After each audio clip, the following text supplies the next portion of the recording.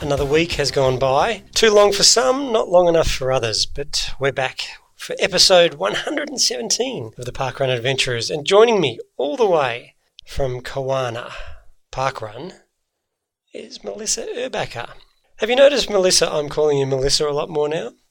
Welcome, by the way.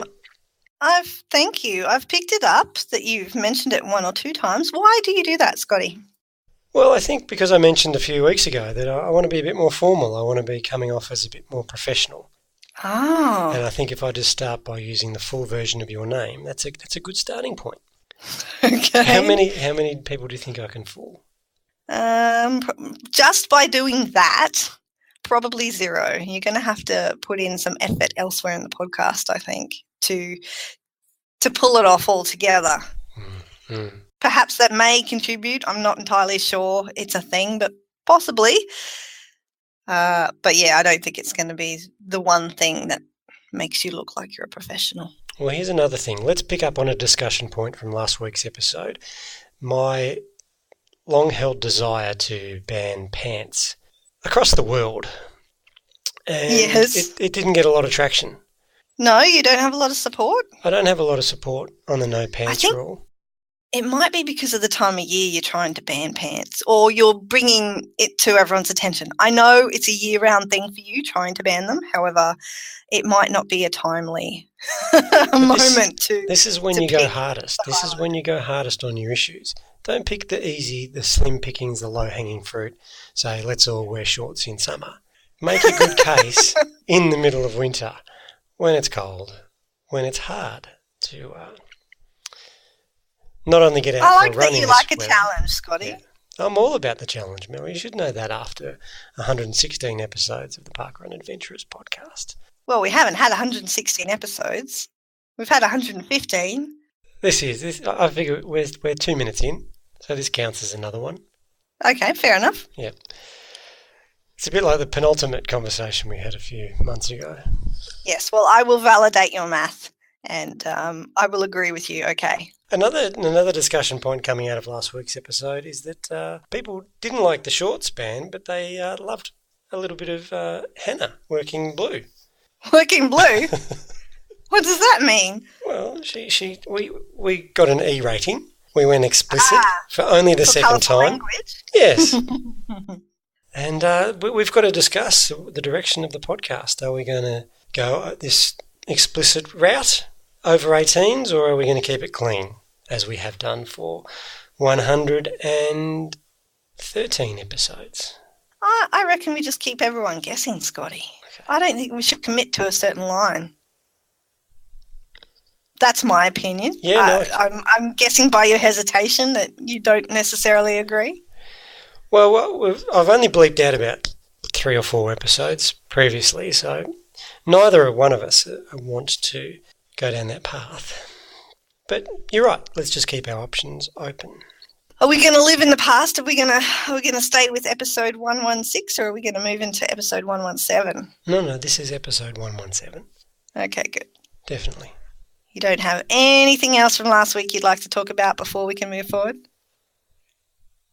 I feel like you're prompting me now. Have I missed something? I don't know. Are you feeling a little bit out of whack, off kilter, maybe out of balance? Oh, so following on from last week, we just got feedback galore.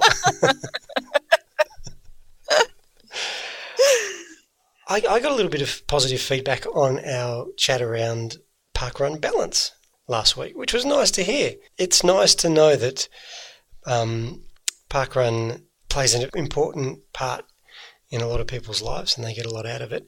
But they also know that it's okay to have a week off, and it was definitely okay for both of us to have a week off. But to hear us say it, I think was a little bit empowering for some people to know that it's okay. It's okay. Parkrun's going to be there next week. And it was for me on Saturday. I went back. I know you went back because I was stalking your Strava feed. Yeah. You were actually, because I didn't post that until something like 5 o'clock or 5:30 on Saturday afternoon. And within seconds you had liked and commented, or kudos to me What's the past tense of I reckon you giving somebody a kudoed. kudos? I reckon you kudoed. You kudoed me. I reckon you kudoed. There's no S in it. All right. Well, you had kudoed me within seconds of me posting it. Yeah. And yeah, so you must have just been. What, were you just sitting around waiting on Saturday? Saturday afternoon. Well, I had run on Saturday afternoon, so I guess I was on Strava checking out everybody else's run. Okay. And yours just popped up a couple of hours late, but you know why it popped up so late? Because I forgot that I had clicked finish in the morning, and it wasn't until I actually went for another walk with a friend on Saturday afternoon, and I went to record it in Strava, and it was like, oh, wait a minute, I didn't finish this one from this morning, so I better do that. How's that watch working out for you? What watch? Exactly. The watch I wear is a bearing ceramic timepiece, which all it does, it has a single function apart from looking beautiful, and that is to tell me the time. No, that's not the watch I'm talking about, the one that I worked hard to get you. And worked hard to sync up and make sure it was all working. You did not finish that job, okay? I'm going to be seeing you this weekend. I will bring my laptop this time with all the different functionality of Strava and stuff.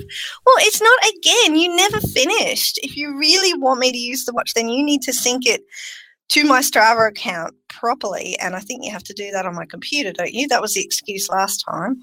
Something like that. Okay, we'll get there. So how was Kawana? Was it good to be back, Mel? It was. I had a lovely morning. It was. I almost missed the start, actually, because we still, you'd think a year after having a baby, you would get used to the fact that you have to add like 45 minutes to getting ready time in the morning, but we still haven't. So we almost missed everything. Missed the pre-run brief. We arrived and were unpacking the car just as all the runners were moving off to the start line. So we made it in time for go. But yeah, I offered to take the pram this week so Adam could have a run. He's sort of getting back a little bit into form and enjoying some faster runs for him than he's had for most of the year, which is good.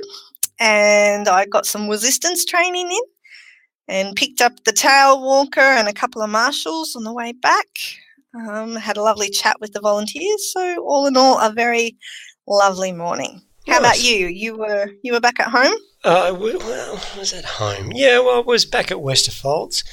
They had their 250th event, and I looked at my results afterwards, and it was my 80th run at Westerfolds.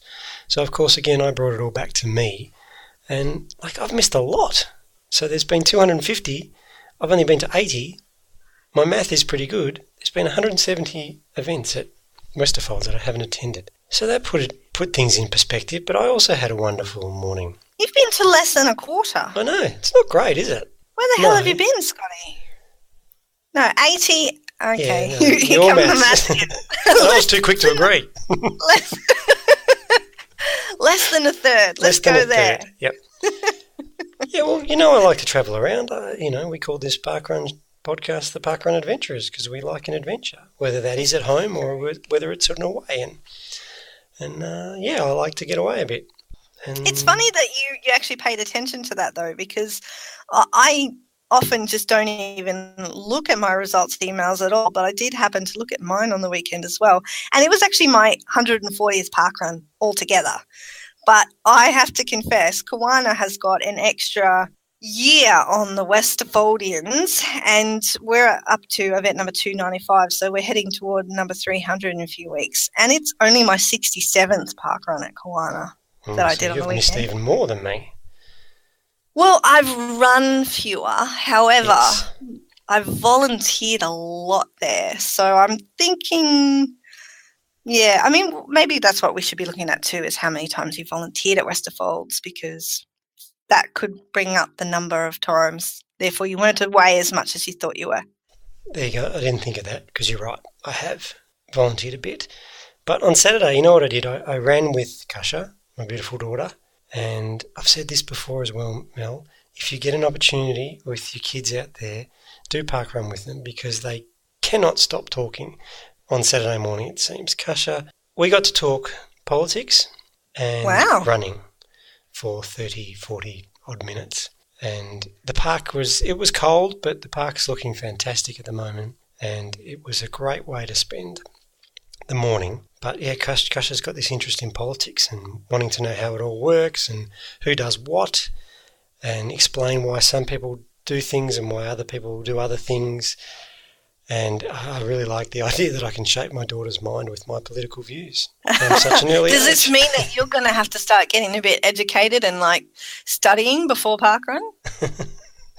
No, well, this may surprise you, Mel, because we haven't had a lot of political discussions both on the pod and off the pod, but it is an area of interest of mine. It was a subject I studied at school and have continued to follow with Pay interest. attention to? Yeah. One of my life heroes is a political journalist who I've also noticed has started parkrunning. So I'm hoping he's going to be a future guest on the podcast if I ever have the nerve to ask him in person. But yeah, full of surprises, aren't I? You thought I was just about parkrun and NFL and American football, but no. Yeah, well, because Kash didn't want to talk about the Jets, so we talked about politics instead. Politics and running. It was good. Can't think why. So, 5-kilometre events aside, has Kasha been like backing up and doing the 2K junior parkrun every week since it launched at Westerfolds? Well, we had to cancel on Sunday, which was fantastic timing because the weather was just horrendous. Okay. So if I could, and everybody got a bit of a lie-in on Sunday morning then? Yeah, we did. We had a completely day off on Sunday, all of us, and it was one of those weekends where we did absolutely nothing. Haven't done one of those for a while. Everybody needs those from time to time. I think they're good every now and then. Just sit at home and do nothing, literally. It was good. Wouldn't want to do it every weekend, but once a year is pretty good. Cool. So you're feeling all rested and rejuvenated? For our assault on the Gold Coast this weekend. Assault, is that the word you want to use? It's a fun assault. It's very aggressive. It's a fun assault. It's a somersault.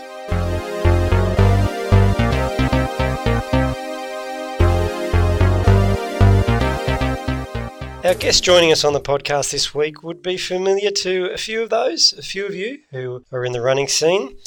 He's the man, or one of the men, behind the Hoka movement in Australia. Welcome to the podcast, Roger Hanney. Thanks, Scott. How are you? Oh, I'm really good. Now, Roger, you're a local of Sydney. I'll put it out there. I think you're pretty well known around the Sydney running scene. But what you're probably most well known for is your association with Hoka. And I've got this fascination with your brand. I'm fascinated by their popularity, particularly within the parkrun world. And I'm sort of fascinated by the story. So do you want to start there? Do you want to tell us how you're involved in Hoka and maybe tell us a bit about the Hoka story? Yeah, for sure. Thanks. And hi, Mel, as well. For those who, we like to think that everyone has heard of Hoka by now, but we know quite objectively it's a fact that most people actually haven't. We know that hardcore runners are generally aware of Hoka 1-1 or Hoka One if I use the correct Polynesian pronunciation, which I usually don't. And we know that increasingly, let's say recreational runners, general runners are becoming aware of Hoka, but I'd be surprised if out of the 25 million people in Australia, there's more than 1 million who are aware of us yet. And we are working every single day to change that. And because we're immersed in the brand, it's always surprising to realize that we're not as big as Nike out there just yet, but we are working on it. So Hoka is a brand that came out of nowhere in a way in 2009, 2010. But despite this sort of funny-looking, distinctly silhouetted, big plush rocketed running shoe supposedly coming out of nowhere, there's actually literally centuries of experience behind the product, because you have guys who were fantastic innovators and designers and athletes working with a very prominent French outdoor sports and trail running brand, created Hoka because of their work actually with oversized skis. And one of the designers had actually designed, I'll say the name, Salomon's most popular oversized parabolic ski, because you'd remember skis used to be shaped like fence palings, which are straight up and down, but these guys got exploring the benefits of having a more curved shape and an oversized profile. And they found not only were there comfort and fun benefits, there were performance benefits as well. So they started thinking, why has nobody done an oversized profile in running shoes when oversized has been done in, everything from tennis rackets and golf clubs to mountain bike tires? And what they found when they created this little brand of their own called Hoka One was that the benefits for runners were all tipped towards the performance end of the spectrum. And they were essentially performance benefits for people running ridiculous distances over really complex and sometimes quite nasty terrain like you find in the French and Italian Alps.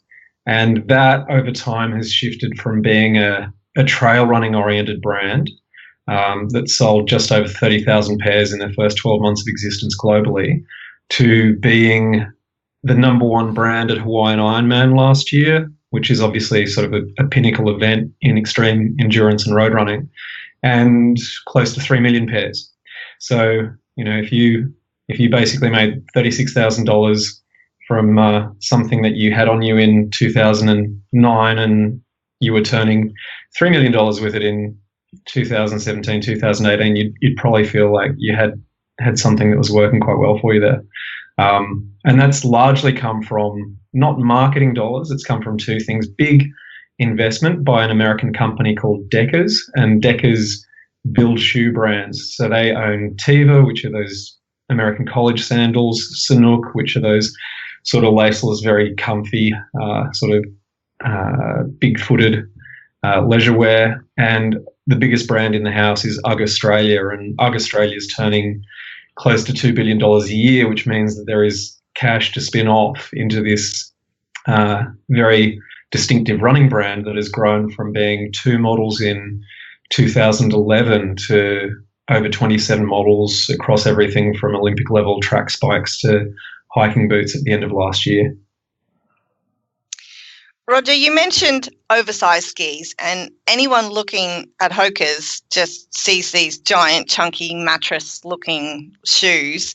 And they started out in trail running, so I'm a little bit personally, I come from a little bit of a barefoot, minimalist shoe running background, so I just can't see, looking at the profile of the sole, how that can provide anyone with any kind of movement through the foot to help stabilize. Can you explain how that shoe actually is supposed to work on the trails? Yeah, well, as we all know, don't judge a book by its cover, because the part of the beauty of Hoka is that they really confound expectations. So ever since that first pair came to market, I think it was around 2000. I think it was early 2010 in the US at a Boulder running company.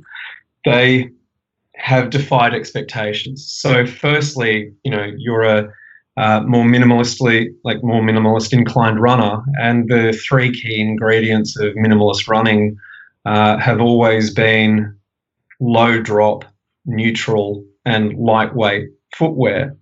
And that was very much on vogue at the time that Hoka came to be. But the funny thing is that Hoka achieved low drop, lightweight, neutral footwear, but with more than an inch of cushion under the key impact areas of the foot.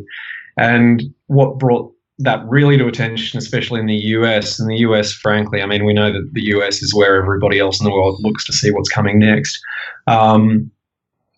was that you had Carl Meltzer run about 3,400 Ks in just over 6 weeks on the very first US mail delivery trail for ponies in, I think it was about 6 pairs of that very first shoe, and with no significant lower leg issues. And, this is a guy obviously doing about 80 kilometres a day, and that blew people's minds. And the nice thing was, because of his partnership with Red Bull, the attention got out pretty quickly.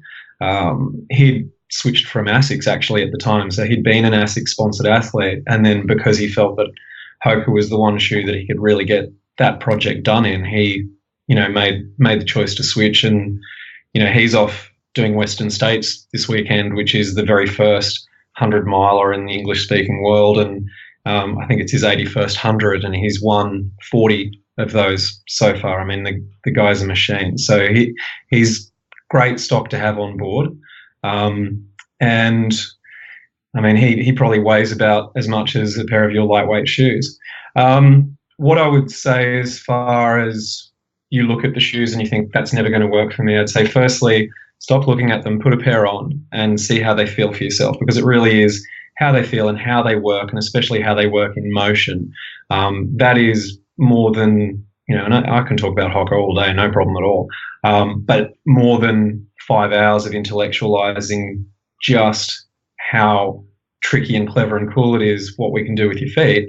A 15-second run in Hoka is usually what changes people's minds and converts them. So what we've done is we've stripped all those hard structures that you probably came to minimalism because typically people have felt as though shoes are really complex things under their feet. They've got varying degrees of hardness and softness right throughout a midsole. You can have a traditional shoe from a few years ago and it'll have 5 or 6 different durometers, and a durometer means degree of softness or firmness, under their foot. So Hoka, the guys who designed Hoka, stripped all of those hard structures and weird structures and mixed density structures out of the shoes and said, let's just design something that will be very, very fit for purpose, especially where your purpose is running. So rather than having hard shanks and those sort of structures that weigh the shoe down, they started from a point of having nothing under the foot and then said, well, let's just design one beautifully shaped midsole that works when you run. So the whole idea is you're not actually as high as the shoe looks. You're inside the shoe. You're inside the midsole. It wraps around your foot in the way that most shoes don't. And the simplest way to understand that without actually cutting a shoe apart is to think that most shoes are essentially like sitting on a surf ski, So they're narrower than your foot and they're flat and you're on top of them. Whereas in a Hoka, it's basically like being in a kayak. So you are deep inside an oversized base, and that means it's inherently stable. It's very hard to tip. If you've ever been in a kayak, you know that they're a lot more fun than a surf ski because you don't have to put that much effort into balancing all day. The reason that Hoka works that way is because it comes from a performance aspiration. So we want to take the effort out of a lot of things that can slow you down or fatigue you prematurely. So the shoe extends beyond your foot, either side, laterally and medially. So whether you are hitting with the edge of your foot, the outer edge of your foot, or if you're strongly overpronating, which can produce a harsh whipping action when your foot leaves the ground, we are reducing impact as you hit. We're letting you roll straight into a nice neutral spot under your midfoot, which is where your foot performs best.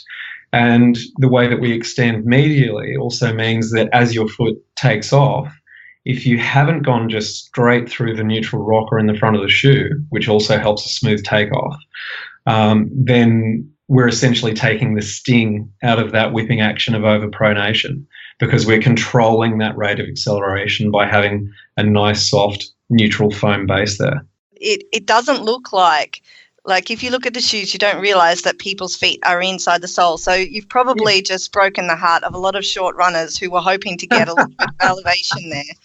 Oh, you're cool. Don't worry.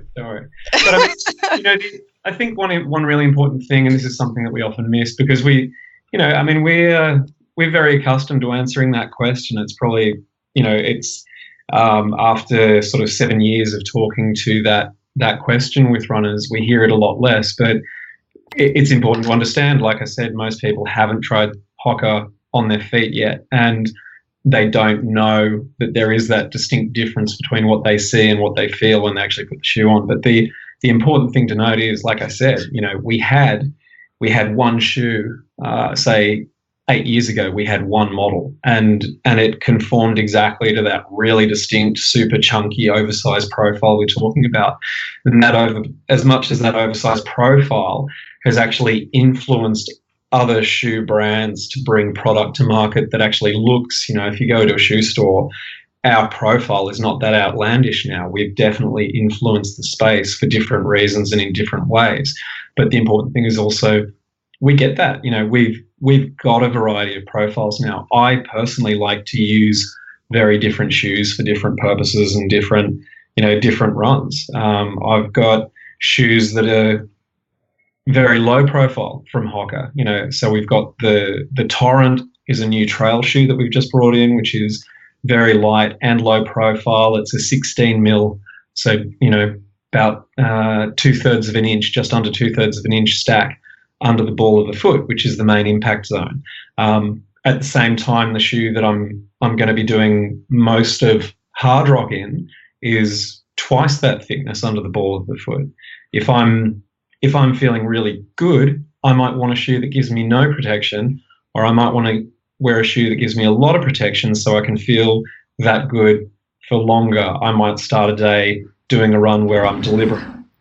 I'm very much bashed up from the day before, as I've been doing lately, and I might deliberately choose a thinner shoe so I bash myself up even harder, because that's all about driving the body to respond in a certain way that'll benefit me when I do actually get to Colorado and I'm running ridiculous mountains in about 4 weeks' time.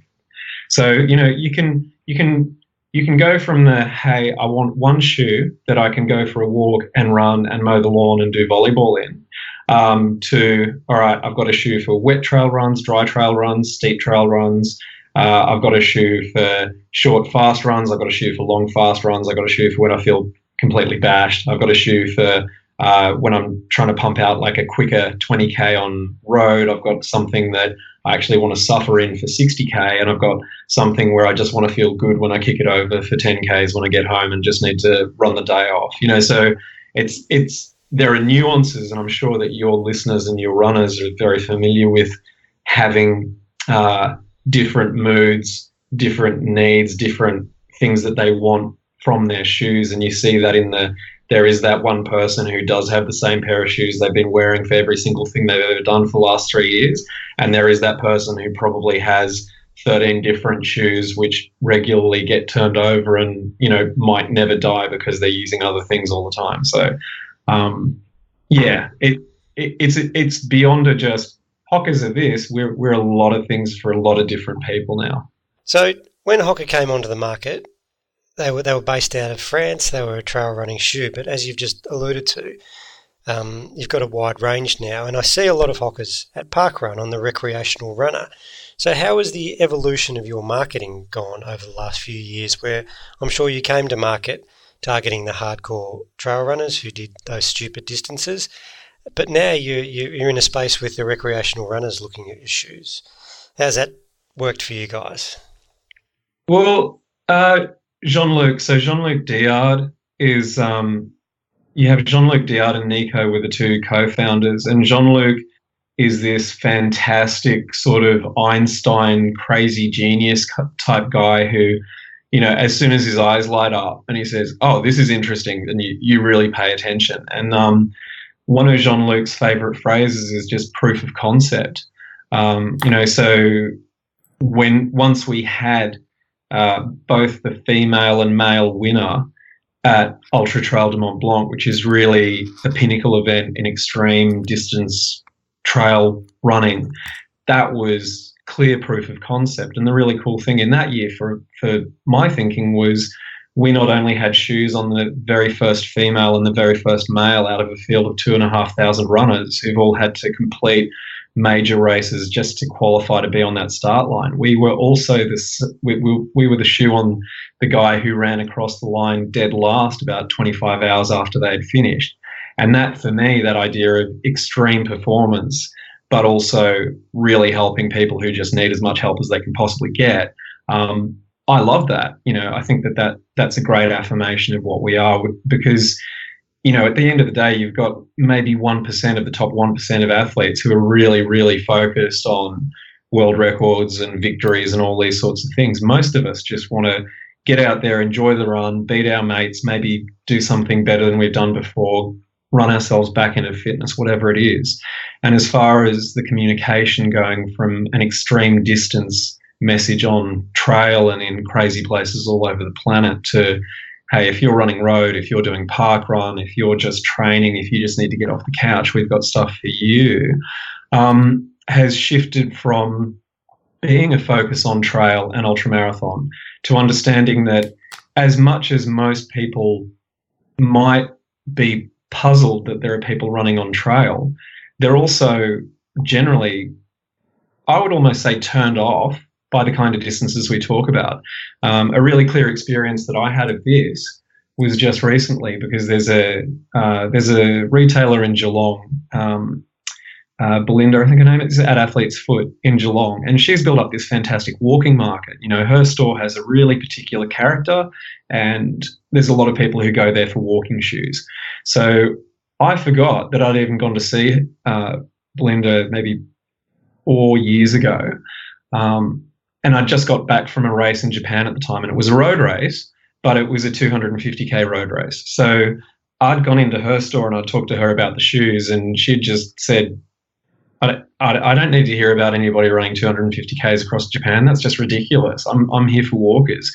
So obviously I was out of the store after that. Now, the shoes, as much as they, you know, all of the things that benefit you being on your feet, running from one side of Japan to the other for 35 hours, they're also really good for people who just need to get off the couch and go for a walk. But that message really gets lost the second you say, so I just ran for 35 hours across Japan. I don't even mention that sort of stuff to most people now. You know, like I'll go into a store and I'm not talking about doing, 100-miler in the Pyrenees. I'm talking about getting off the couch, running around the bay, just getting back into training, loving running and wanting it to suck a bit less. You know, that is really what we're talking about. We're talking to, do you need to get out of the gym and do some running and you don't necessarily want to because cardio sucks, right? Or do you need to just chase down that PB at your next 10K or at your marathon or at your 5K? Like, do you want to beat your mates parkrun this weekend?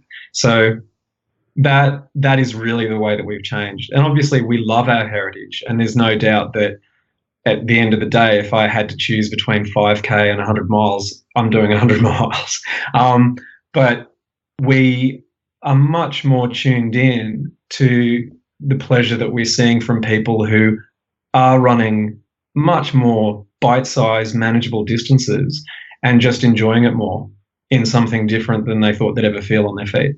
Normal people aside, I think if I had ever run 35 hours across Japan, I would want to drop that at every possible occasion as well. Roger, you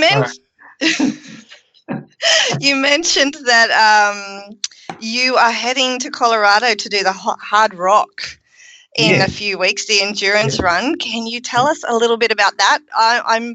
I am familiar with it, but for those of our listeners who haven't heard of it before and they don't know that the first rule is no whining, can you give them a bit more of I know. Can you give them a bit more of a rundown? Oh, I love that the first rule is no whining. So Hardrock 100-miler endurance run, which is basically the mascot is a giant mountain goat's head with wild and tough painted on a rock. And you don't actually finish the race until you kiss the rock. So it runs out of a small ex-mining town in the San Juan Mountains called Silverton. And essentially there's a group of runners. Dale Garner is the race director, who these runners wanted to put together a 100-miler.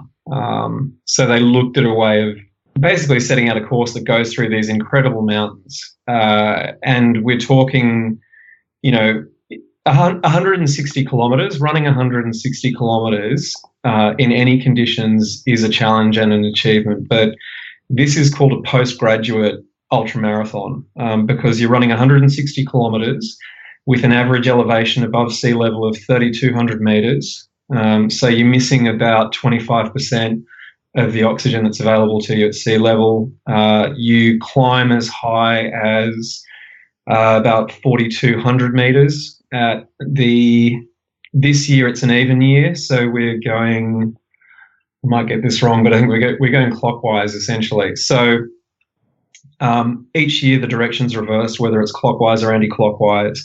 The direction that we're running means that we're going to 4,200 metres, which is, you definitely notice the reduced oxygen at that point, at about the 90k mark, close to the 100k mark.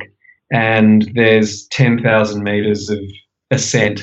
So essentially, you're running 4 marathons in thin air while climbing and descending a 3,300 story building with basically loose rocks all over the stairs is one way to start understanding it.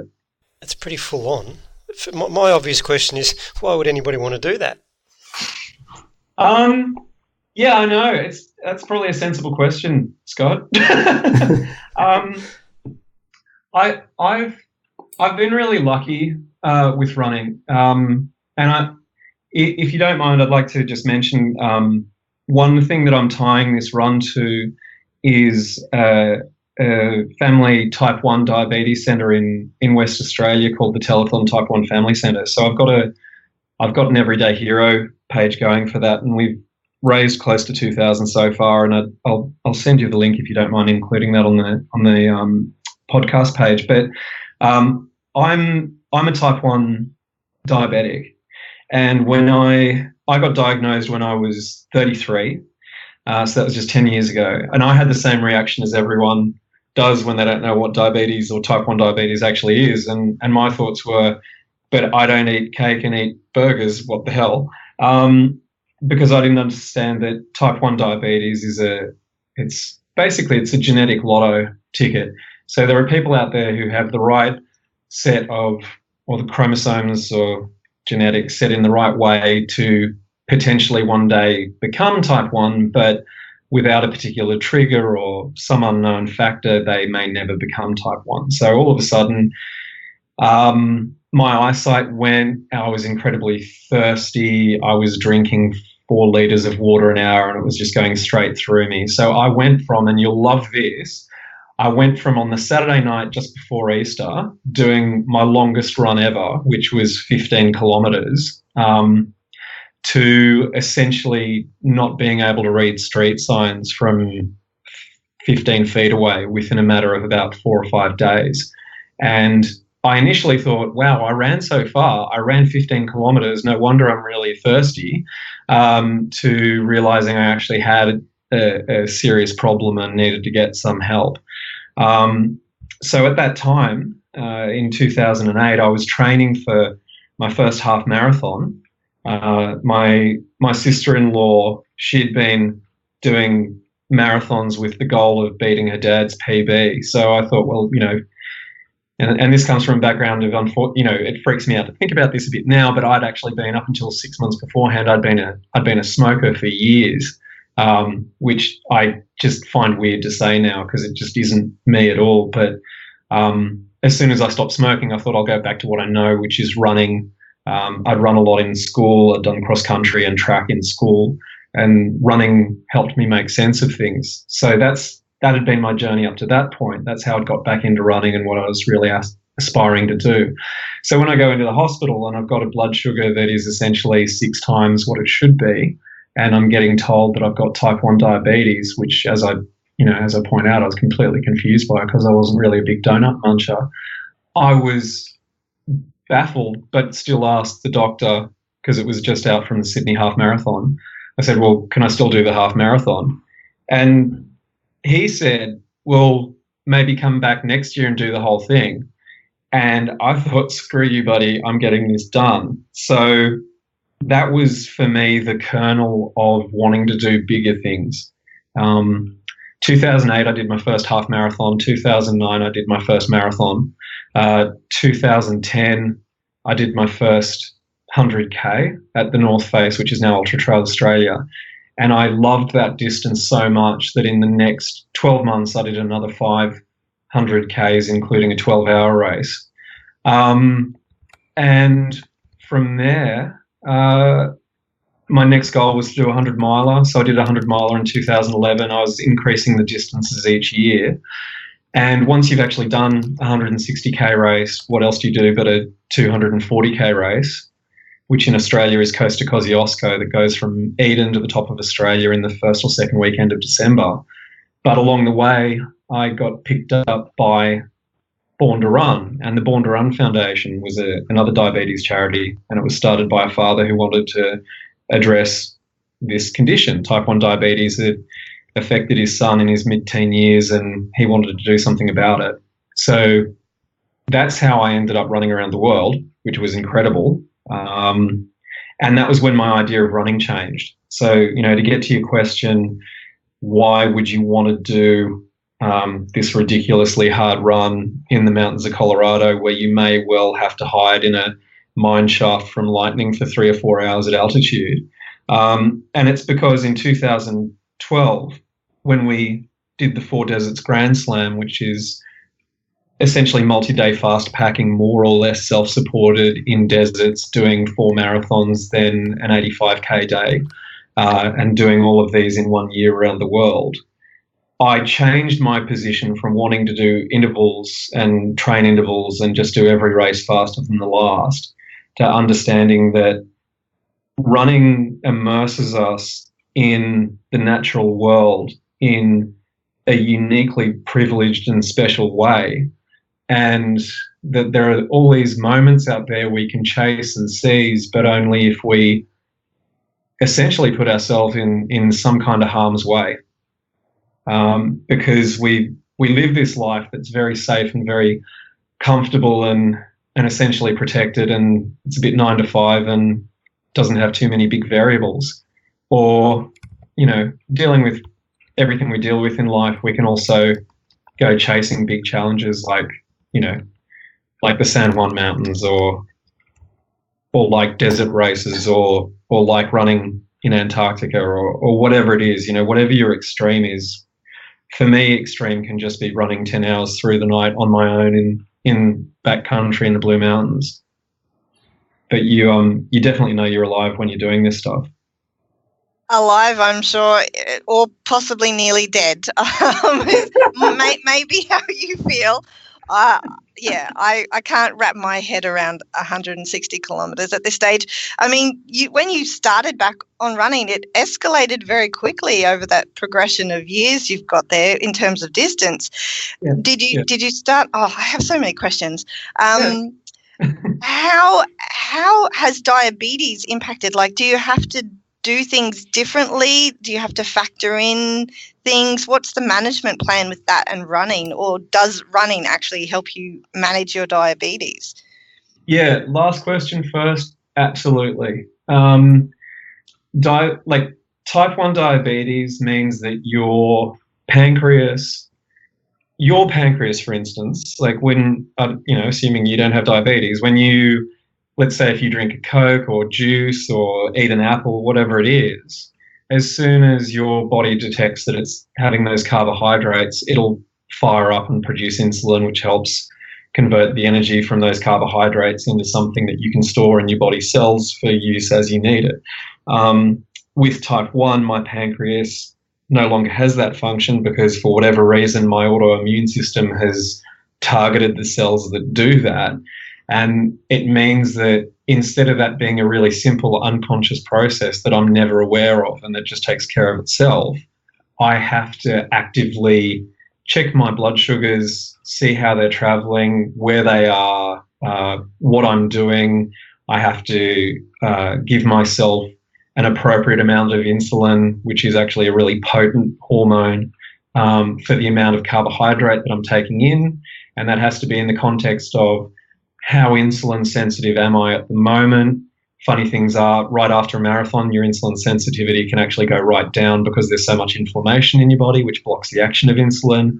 Or if you do just a mild 10K run or even, half an hour of sort of CrossFit type strength training, you can be incredibly sensitive to insulin. Again, if a 42K run is your standard training run, you won't actually have that much inflammation after it. And, there's all these variables that you are always learning no matter how much you know. But the very simple basis of it is I need to make sure that I've got sufficient insulin in my system, that my blood sugars aren't high enough for long enough to cause a problem through sort of fatigue and dehydration. And I need to make sure that my sugars aren't going so low or that I've got so much insulin in my system that my body can't actually work with the amount of blood sugar that's available and ends up in a state of collapse. What I have found is that by essentially being consistent in my run training, training both, regularly and with variations of intensity, my insulin dependence, the amount of insulin that I need to take in comparison to, let's just say, an everyday diabetic who's not doing anything particularly extreme and probably isn't doing much personal training of their own, my levels that I take are about a quarter of what most non-athletic, non-active type 1s are taking. And the other good thing that I've noticed is that I can function at blood sugar levels low enough to put other diabetics on the floor in a seizure, because I think my body's so used to the processes of energy conversion and energy storage being very dynamic, that my body essentially works as its own first aid kit. So our doctors are going to start prescribing ultra marathons to diabetics to help them manage it in the future. Are you some kind of science project for someone? They just need parkrun. If they're like if you're a type 1 out there, just go and do your parkruns on Saturday, train for your parkruns, do some strength alternate days, do some running alternate days. As long as you don't have any 24-hour period where you're completely inactive, then you should be in a lot better condition than you might be otherwise. But yeah, I mean, if you want to step up to ultramarathon, go for it. It's extremely rewarding. I want to go back to Hardrock before we wrap up there, Roger. There's not many spots open. Did you have to qualify, or did you get lucky in the lottery? How did you come about getting entry into this crazy event? Yeah, I got very lucky.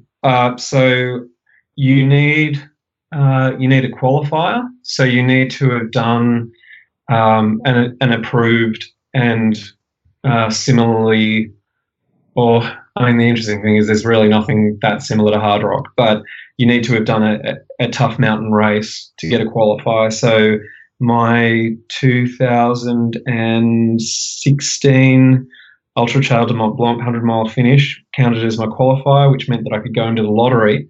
But as someone who had never applied for the lottery for Hardrock, a friend messaged me to say I had about a 0.22% chance of getting picked, and they do literally pick names out of a barrel and then post them, 5 at a time on Twitter, which is, old school meets new school in an interesting way. But yeah, I got completely lucky.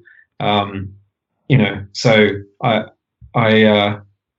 was actually in the last 5 people drawn out of I think 145 or 150 runners.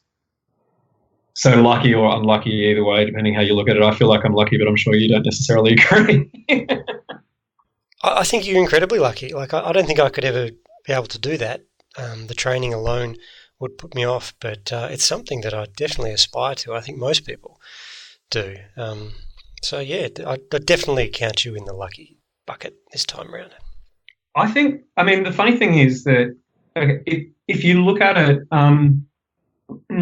let's say if you've never spoken English, if you come from a different language background, then people talking fluently in English is going to be intimidating, and you're probably not going to feel like, that sounds like something I want to do. But, you gradually, you get your building blocks of language, you start to learn structure, then you pick up some vocabulary, then you start to have some casual back and forth conversations, and what, soon in 5 or 6 years, you're writing essays and feeling quite good about things. And I think that is what ultramarathon is very much like. If you look at the training sort of volumes and terrain and sort of things that we do, then it's, I know how I thought. I asked all the same questions when somebody first said that they'd done a 100K race. I was like, what do you eat? Do you sleep? Like, is it all in one go? And all those sort of things that everybody asks, they're pretty standard questions. But then once you're doing it, as you start to assimilate it, for me, it's similar to the type 1 diabetes management. When you've got to do type 1 diabetes, where you're thinking in terms of how much insulin do I take with this amount of carbohydrate? How long will that be active for? What happens if I have to do anything in between? What if I get a sudden phone call and have to run across town? What are my activity levels going to do?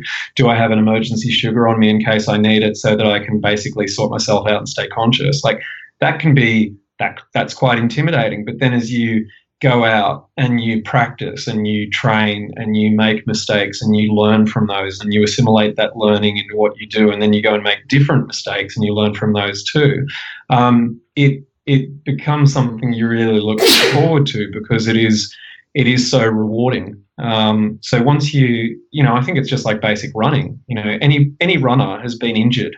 There's no doubt about it. Any runner has had an injury that's put them on the couch for 2 or 3 weeks, and they felt really sorry for themselves. And when they get back to running, they're not running at the level that they perceive they should be. And that feels punishing in a way. I think that you just need to let go of your preconceptions. So you need to let go of any expectation that I'm going to run this far, this fast, or I'm going to feel good for this long, or I'm probably not going to throw up, or this isn't going to hurt. Like, if you let go of all your expectations and you let go of your preconceived idea of, well, I've got, this is my 5K time, so I should be doing a marathon in this time. If you let go of all of those things and just literally take it a step at a time, because that at the end of the day is the only thing that you can really do anything about, then it becomes rewarding enough to want to keep doing more of it. A good friend, Paul Every, who, I love Paul. I mean, Paul is the guy who first opened my eyes to the fact that people were doing 100-mile runs and 150-mile runs. This is a guy who ran from Perth to Sydney in the Trans-Australia Marathon.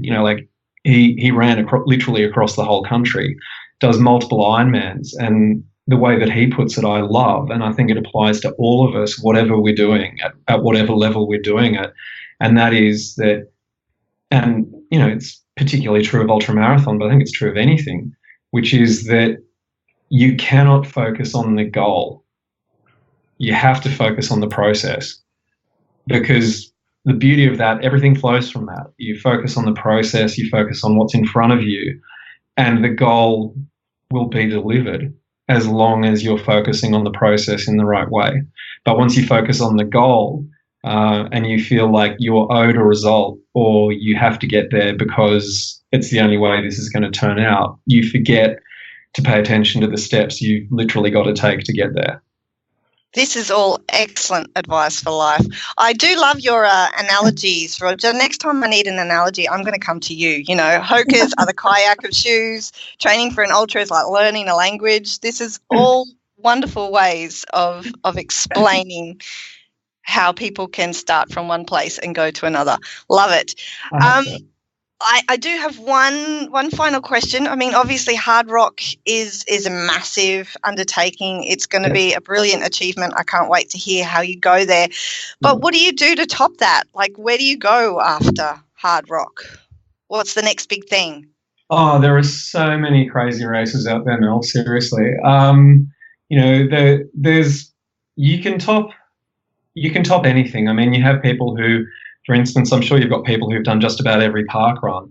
Are they coming to parkrun to meet more people each week, to meet different people, to beat people who beat them the week before? It's like you can do the same thing and colour it differently or in a fresh way each time. I have a few races that I keep going back to. I know that Hardrock for a lot of people is a race they keep going back to because it is such a unique, tough, community building sort of event. There's a real lot of love around that space in the San Juans. But for me, I have not had a problem. After that initial thought of, oh no, like now that I've done a 250K run, I've got to do something further. I haven't had a problem finding additional challenges. So you do 160 Ks in really hard mountains in the San Juan. You can go and do 160 Ks in snow conditions. I've got a friend who does a race regularly called the Iditarod Trail Invitational. Now, the beginner's element of that race is 350 miles across Alaska, dragging a sled. The adult version of it is 1,000 miles, so 1,600 kilometers across Alaska, dragging a sled, and it's in winter, so it's snowed in. So there's a 200-mile race which it's 330 kilometers with 24,000 meters again in northern Italy called Tour de Géant. It's the world's first 200 miler. 200 milers are actually becoming a thing, crazily enough, amongst the ultra community globally. And I've got an official finish at the 205k mark of that race from when it got closed down by weather a few years ago. And I've got an official did not finish from the 309k mark of that race last year, when I was just completely busted and pulled because there was just, I just felt like the damage that I was accumulating was going to become permanent at that point. So, there are so many challenges out there when you start immersing yourself in this stuff. There's a great website called irunfar.com. So irunfar.com is the world's biggest ultramarathon website, and really a great place to go and find out about this stuff.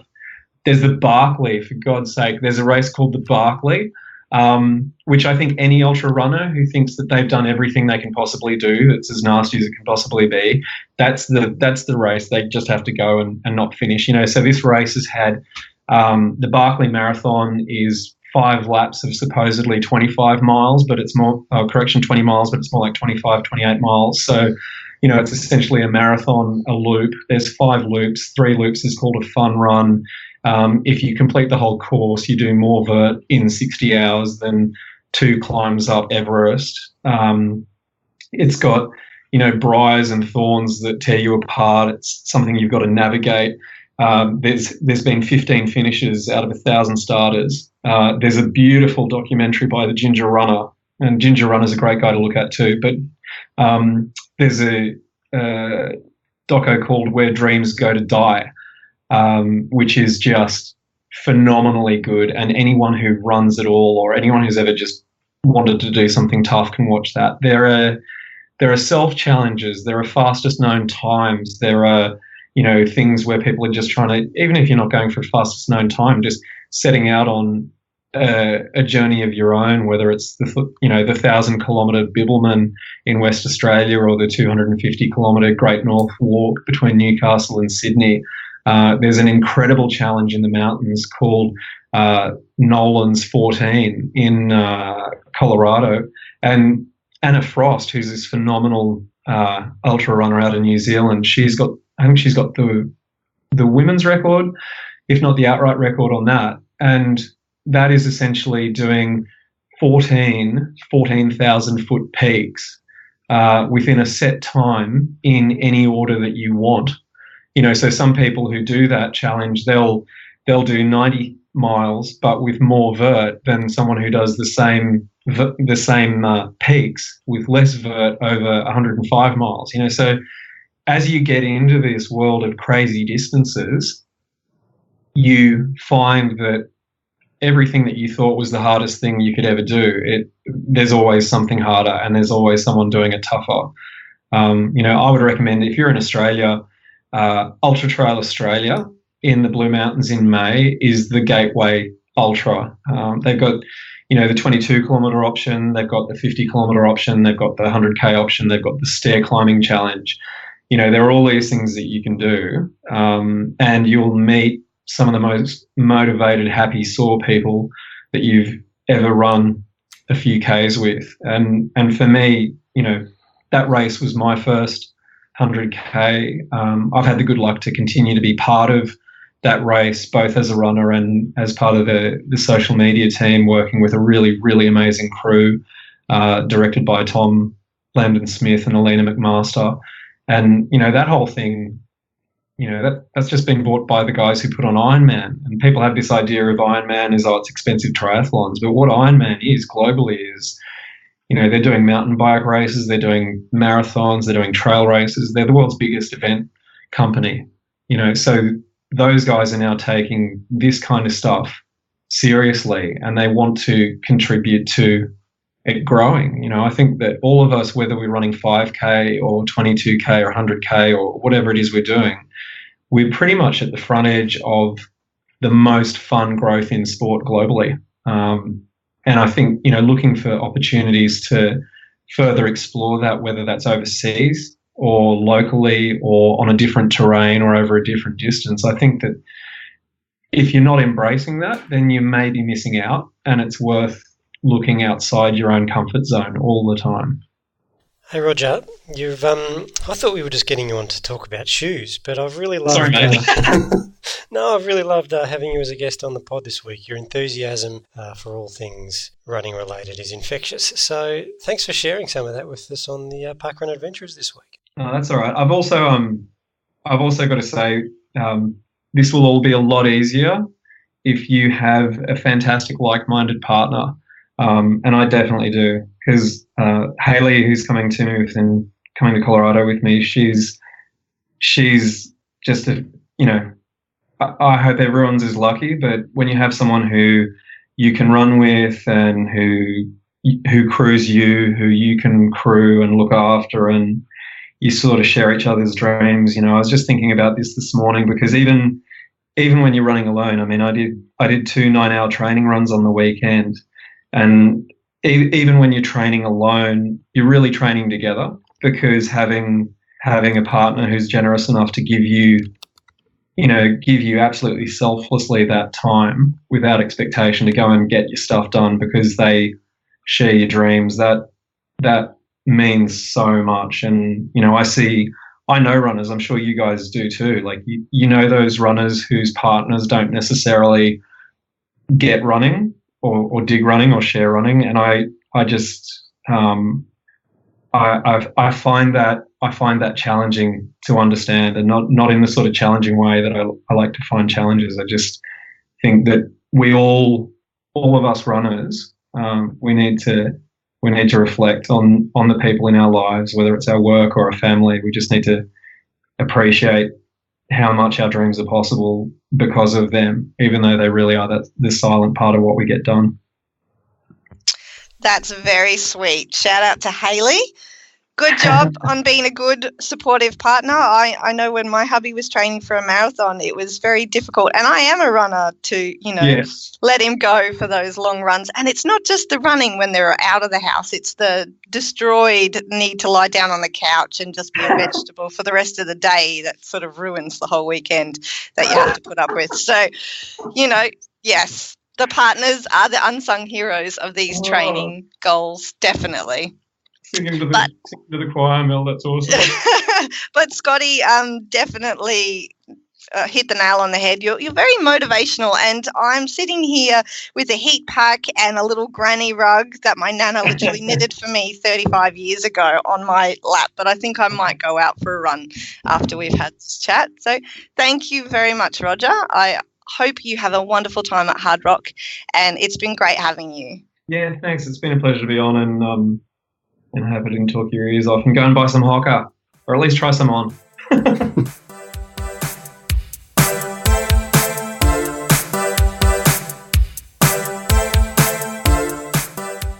Howdy park runners, it's TOC reporting in for the Channel 5 News crew. I'm down at Mernda Parkrun's first anniversary. It's been a sensational day. The forecast was for pretty ordinary conditions. I'm looking out and I can't see a cloud in the sky. It's blue. It is chilly, it is crisp and refreshing, but the course is sensational. I've got Amanda here. Amanda's the ED of Mernda. Amanda, tell us a bit about your course and how you came into parkrun. Okay, well, I started off at Laylaw Parkrun, which we loved. It was a really community-based, really friendly parkrun. And I became an RD there actually, and kind of wanted to bring the same feeling parkrun to Mernda as what Melissa had created over at Laylaw. And I think we actually have done that. Excuse my funny voice, by the way. I'm getting over the dreaded lurgy. We came by the course. I'd originally found a course that was workable in Doreen, and one of the EAs, the event ambassadors, Mark Porritt, said that this area here in Mernda, we could probably squeeze 5K out of it. So we spent, many times walking it, testing it, doing the Garmin measuring and whatnot, and we came up with the course that we've got today. That's how it came into fruition. We did have to get council to work a few of the hills, so a big thank you to Whittlesea Council for making the course workable. We had a hill that we couldn't have used prior to that, and they do all the maintenance on the boardwalks and everything, so that's how Mernda started. No worries. You had the incredible Mr. Murphy along today as your run director, as a guest run director. Gary spoke about community, and I've got to say, look, we're 40 minutes after parkrun's really finished, and there are still so many people sitting around talking and just chatting. It's an amazing community you've built out here. It's really incredible. I know, the community is great. We've got a real mix of families and runners and walkers, and they stick around afterwards every parkrun, not just today because we got cake, but they stick around, and we often go across to the local bakery and have coffees and whatnot. But yeah, they do. We stick around, we all cheer each other on. So there's cake here today, is there? There's certainly plenty of cake here, plenty of cake. And tell us a little bit about your course for those that haven't been out and done Mernda before. It's a really mixed terrain course. We run around some wetlands, so we've got some, it's like a lake, I guess, in the middle of it, and that's paved. We head out along a plenty road leg, so even though we're alongside the road on one side, the other side has got horses and paddocks, so it's a really rural outlook. Then we head out into the nature reserve, which then you're heading into some gravel, and we've got a couple of little hills out there as well too. And then we do that twice, so it's a double lap course. And you've got beautiful views out over Mernda and over the wetlands from the nature reserve, and it's just a real mixture. Yeah, it's a lovely course and a really friendly bunch of runners. I got probably more high fives today than I've had in a hell of a long time at parkrun. It was love the high just fives. A really great place out here. Great vibe, great community. Yeah, thank you. Well done, and congratulations on first year and many more to come. Thank you. Cheers. Thanks. See you, Toc. Thanks, Toc. Always bringing back the word howdy into common vernacular. Should be more of it. And fun times was had at Mernda. Amanda's looks like she's running a great event there. I've been there once, and I could probably back that claim up. It is a beauty. We must have more events ready to launch that have the potential to also be beauties, Mel. We do. We don't have any more launching in Victoria this weekend, but we've got a couple in a couple of the Australias. We've got one in Western Australia and one in South Australia. One of those would be Mount Buster. Mount Buster, named after your furry little critter who likes to keep you company when you record the podcast. More commonly referred to as Mount Helena. That's if it. You're in Western Australia. We'd get there eventually. And also Port Augusta in South Australia. So there's two launches in two towns that you and I know nothing about, so we'll be keen to hear more as those events grow. Yeah, hey, hopefully we've got some roving reports from those places next week. Hint, hint, nudge, nudge. Anyone in those states or going to those launches. We would love to hear about them, please. We've got some anniversaries as well. Burley Griffin in the ACT. I finally got that name right. Good job, says Buster. Yep. And in Queensland, Gladstone is celebrating their anniversary. And two more in Victoria to round it out. Hastings Foreshore and Gills. Very popular amongst the adventurists, Mel, because they love getting a J. And they are few and far between, aren't they? Yeah, because I've never thought about it, because Gills is relatively local. I've had a bit to do with it, so I've always done it. So I've never thought about it, getting my J. But every time I see a tourist or an adventurer post, it's, I went to Gills for my J. Not for the beautiful park and the friendly community, it's for the J. Yes, but the beautiful park and friendly community are certainly like the winning things once they get there, I'm sure. Meanwhile, I don't know about you, Scotty, but I have been freezing my proverbials off in the last week since we spoke. And I am a little bit lamenting the fact that we no longer have what I call a hot water blanket on my bed. There's no water in it, but for some reason it's like a hot water bottle, but it's not. And we used to have an electric blanket, and we haven't used one the last couple of years, and I'm thinking about bringing it back because I'm not sure I can cope with the rest of winter if it's going to be this cold or worse. Do you guys have an electric blanket? You are in freezing capital of freezingdom. How do you get through the winter? Yeah, absolutely. It's an essential item down here. And I think it's one of those other things that I look forward to, going to bed, and it's nice and warm. So Yvonne and I have this sort of battle that who's going to go to bed first to turn on the electric blanket. Because it's always nicer to walk, slide into the bed when it's already warm. Then sit Why there don't you just turn it on half an hour before you go to bed? That would require a bit of pre-planning and pre-thought on both of our behalves. So that's not going to happen. But I've got an alternative to this, Mel. Okay. And also a discussion picked up from our previous episode. Now, remember in the early days, we may have joked about the Parkrun Adventurers merchandise range, but I'm ready to pick up that battle again. And our first item was we were going to launch our own range of leg warmers. Now, for a long time, I've been fighting with the leg warmer cartel, and it's a fight that I've been losing, but I think I'm ready to assault it again. Your favourite word. My favourite word. This is a very aggressive episode. Yeah, so if we... They're fighting words, Scotty. Well, the leg warmer cartel is more strong and powerful than you would imagine. And but I think we can take them on, Mel. We've got more listeners than we had in the early days. We've got some power listeners who I'm sure want leg warmers. Yeah. And if we can't fight them, we'll go alone. We'll create our own leg warmers. Hey, look, I know how to knit. Yep. I'm pretty sure YouTube could teach me to crochet if that's necessary. I'm happy to help you find those videos on YouTube.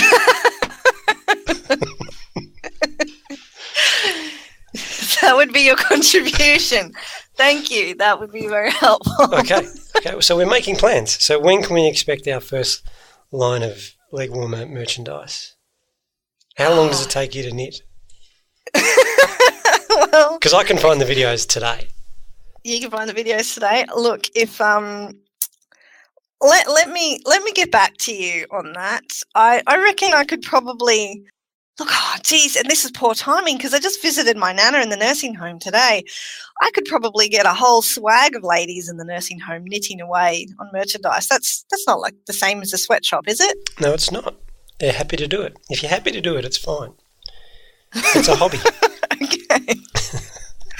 Well, maybe I'll do some recruiting when I go back up to visit her next. But in the meantime, I will dust off my knitting needles and I will start working on the prototype leg warmers. What should we get people to vote on the colour or something like that?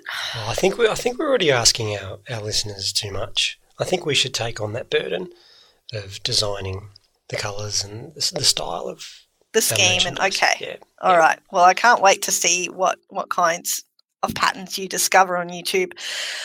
All right. Well, we'll take that on board in house then, because I guess you're right. We are asking our listeners a lot lately. We need more contributions to the poem zone, for example. Exactly.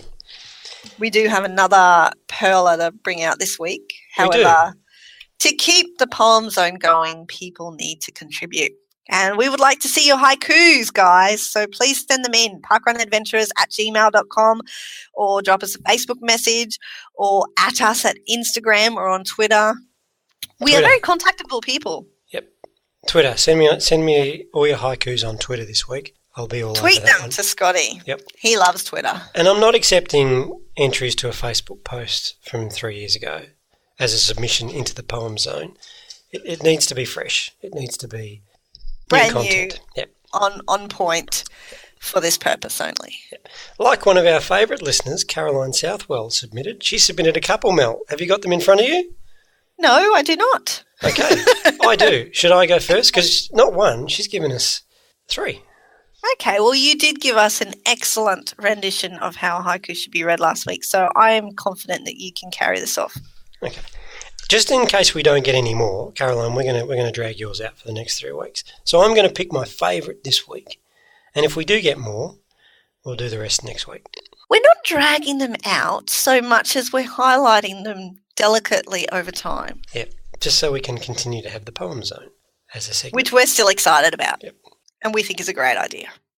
I'm going to lead with my favourite first. It goes a little something like this. Huge end to the week, I say. 2 + 2 + 3. We came, we saw, and we ran. That's a great one. Okay, yeah. so that's. So Caroline just did the longest run. Remember that, Mel? You used to do it. I did. So that was in reference to her 7 parkruns, freedom runs, last weekend in Sydney, which awesome. looked like a ton of fun. So we'll save the other couple for next week, and just confirm that they are definitely haikus. Thanks, Caroline. That's awesome. Love your work. Are we going to be? Do they have to be haikus? Did we say that in the poem zone? Can they just be poems? I want to broaden the spectrum here. Haikus are great. We've done 2 now. I want poems. So we're opening it up to all sorts of rhyme and verse. Yes. People can use similes, metaphors, alliteration, Yes. any other poetic license they All feel necessary. Okay. Yeah, because I'm very naive in the poem world, You're going off book now. and I want to experience more examples of poetry, Okay. not just haikus. Nothing against the Japanese, but We could get submissions as long as the Man from Snowy River, you realise that? I don't think too many people will spend that much time on this, Mel. Oh, I think there's quite a few now that are taking that as a challenge. Okay, good. Good, whatever it takes. And that wraps up episode 117. Did we have anything else, Mel, that I was supposed to talk about? That I haven't very gently and unobtrusively led you to? Yes. No, Scotty, I think you covered it all. Good. So we'll have a bumper episode next week where you and I will be together. We might collect some material over the weekend. But probably we won't because Probably we never won't. do whenever we say that we might do that. We get together and we just have too much fun being park runners and experiencing things. So, yeah, we shouldn't make promises we can't keep, Scotty. Okay, but maybe I'll set recording over one of our conversations, and maybe that could be the podcast for next week. Okay, well, we'll see if that works. But until then. Until then.